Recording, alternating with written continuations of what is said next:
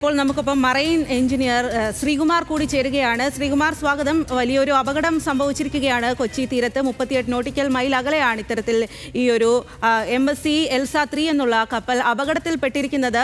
ഇത് അതിൽ നിന്നും ആളുകളെ രക്ഷിക്കാനായി സാധിച്ചുവെങ്കിലും വലിയ തരത്തിൽ ആശയക്കുഴപ്പമുണ്ട്. അതിൽ നിന്നും അതിലുള്ള കാർഗോയിൽ എന്താണുള്ളത്, അത് കടലിൽ പതിച്ചാൽ എന്താണ് സംഭവിക്കുക എന്നുള്ളത്, ഇക്കാര്യത്തിൽ കുറച്ചുകൂടി വ്യക്തമായിട്ടുള്ള ഒരു വിശകലനം താങ്കൾക്ക് നൽകാൻ സാധിക്കുമോ? സ്വാതി, ഇതില് വളരെ ദൗർഭാഗ്യകരമായിട്ടുള്ളൊരു സംഭവമായി പോയത്. ഇതിൽ നമുക്ക് ഡേഞ്ചറസ് ആയിട്ട് രണ്ട് സിറ്റുവേഷൻ ആണുള്ളത്. ഒന്നെന്ന് പറഞ്ഞു കഴിഞ്ഞാൽ ഷിപ്പിന്റെ ഇന്ധനമായിട്ട് യൂസ് ചെയ്യുന്ന ഈ പറഞ്ഞിരുന്ന മറൈൻ ഗ്യാസ് ഓയിൽ അല്ലെങ്കിൽ very low sulphur fuel oil, ഇതെല്ലാം കടലിലേക്ക് സ്പ്രെഡ് ആയിട്ടുണ്ടെന്ന് പറയുന്നത് ഒന്ന്. രണ്ടാമത്തേത്, ഈ കണ്ടെയ്നറിന്റെ ഉള്ളിൽ ആ കണ്ടെയ്നർ ക്യാരി ചെയ്യുന്ന കാർഗോസ് എന്തൊക്കെയാണെന്ന് ഇതുവരെ വ്യക്തമായിട്ട് അറിയില്ല. അത് നോർമൽ കേസിൽ ഡേഞ്ചറസ് ആയിട്ടുള്ള ഒരു IMDG കാർഗോ എന്നൊക്കെ ടെക്നിക്കലി പറയുന്ന ഡേഞ്ചറസ് ആയിട്ടുള്ള കാർഗോസ് നമ്മൾ കണ്ടെയ്നർ ഷിപ്പിൽ കൊണ്ടുപോകുന്ന സമയത്ത് അത് സെപ്പറേറ്റ് ആയിട്ട് ഡിക്ലെയർ ചെയ്തിട്ടുണ്ടായിരിക്കും.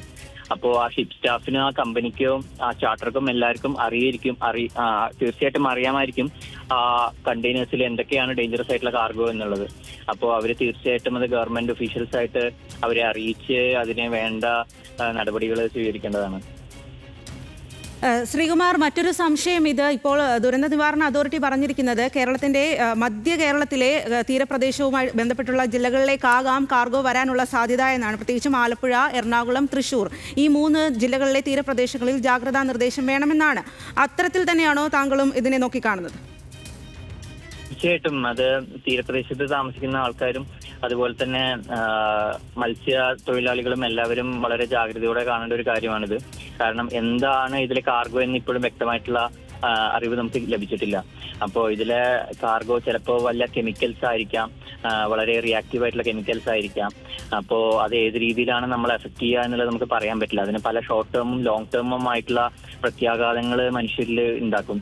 മനുഷ്യരിൽ മാത്രമല്ല, അത് കംപ്ലീറ്റ് മറൈൻ എക്കോസിസ്റ്റത്തിനെ തന്നെ ബാധിക്കും. എസ്പെഷ്യലി ഇപ്പൊ ഈ ഫ്യൂവലൊക്കെ സ്പ്രെഡായ സ്ഥിതിക്ക് താഴെയുള്ള മത്സ്യങ്ങൾക്കും സസ്യത്തിനും അങ്ങനെ എല്ലാ മറൈൻ ഓർഗാനിസത്തിലേക്കുള്ള ഓക്സിജൻ കട്ടായി പോവുകയാണ് ചെയ്യുന്നത്. കാരണം ഈ ഒരു ഓയില് വെള്ളത്തിന്റെ മുകളിൽ ഫ്ലോട്ട് ചെയ്യുന്ന സമയത്ത് താഴേക്കുള്ള ഓക്സിജൻ സോലബിലിറ്റി നിന്ന് പോവുകയാണ്. അങ്ങനെ അതെല്ലാം നശിച്ചു പോകാനുള്ള സാധ്യതകളുണ്ട്.